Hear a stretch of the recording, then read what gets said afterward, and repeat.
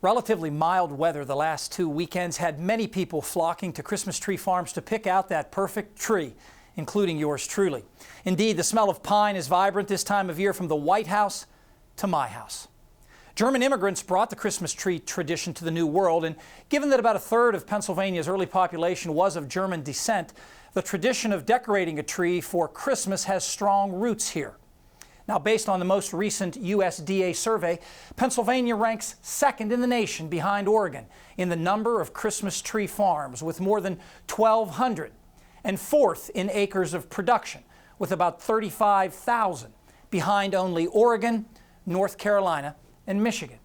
Last year, 27 million live Christmas trees were sold in the U.S., the most popular being Fraser and Douglas firs. Larry Coons, who owns a tree farm in central Pennsylvania, prefers the Fraser. I grow all Fraser fir now because, in my opinion, it's the best Christmas tree that you can grow in Pennsylvania.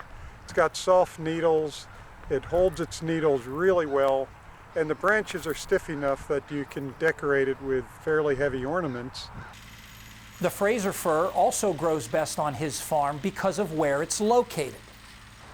It's also the best tree for this site because we are at the bottom of the mountain and there's a risk of late frost damage, and it breaks bud later than any other species that we're growing in Pennsylvania.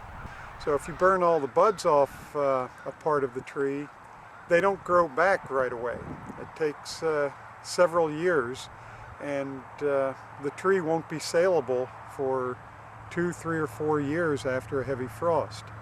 Precipitation also plays a huge role in Christmas tree farming. This year, Mother Nature was the Grinch in Texas and Oklahoma, where a historic drought killed thousands of Christmas trees. Closer to home, the problem was too much water.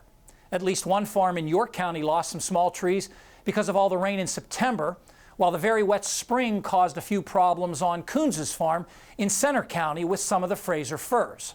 If the soils are too wet, they're susceptible to a disease called Phytophthora root rot. At the lowest part of his farm, with all the spring rains, some of the Frasers died because of it. In this low elevation area, he replants with Colorado spruce, which tolerate wet soil better. Now, there's a Pennsylvania connection to the White House, where Christmas trees are a holiday tradition. 20 to 30 are typically displayed there, but the official White House tree is the one in the Blue Room. 4 times in the last dozen years, that tree has come from Pennsylvania. Most recently last year, when a 19-foot Douglas fir was harvested from Crystal Spring Tree Farm in Lehighton, Carbon County. If you have a real tree this year, the most important thing to remember is that it only needs water to stay green, and lots of it. Trees will drink anywhere from 2 pints to a full gallon of water per day.